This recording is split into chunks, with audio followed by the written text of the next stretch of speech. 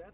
Yeah, Steve, it's been 2 weeks since Syracuse announced that Scott Schaefer would be relieved of his duties. 1 week since Schaefer coached his final game as the SU football coach against Boston College. It feels like a long week as we've been watching this search wind down and figure out who the next coach will be. And it in fact will be Dino Babers, the former coach of Bowling Green and Eastern Illinois. Just last night, he won his second consecutive Mid-American Conference title, a big key for him and for the Syracuse athletic department, playing a role in his hiring. He's been everywhere from Hawaii to Bowling Green over a 20-plus year coaching career. If you remember Robert Griffin III and his Heisman campaign just a few years ago, that was in Dino Babers' offense. So be ready to see a little bit of that coming up to the Carrier Dome, and that is Dino's calling card.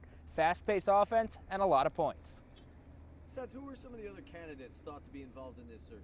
Some of the other candidates included Oregon offensive coordinator Scott Frost, who then took the University of Central Florida job. Chris Ash, the Ohio State defensive coordinator, was believed to be a high target for Mark Coyle in the athletic department before he pulled his name out of the search. He's believed to be going to Rutgers now to be their head coach. That announcement should be coming in the next few days. Those were really the two other main guys other than Dino Babers. Seth, is Dino Babers the right guy for the job? I think he absolutely is. When you look at what Syracuse had and what their situation was, they'd been coming off of Scott Schaefer, who was a defensive-minded head coach who had never been a head coach before. Now you've got an offensive mind and somebody with 4 years of head coaching experience. I think he checks off the boxes that every fan and the athletic department was looking for. And lastly, what can we expect when Dino Babers and his Orange squad hits the field for the first time in the fall? I think that we're going to be looking at an offense that is faster than anything we have seen here in Syracuse in a very long time.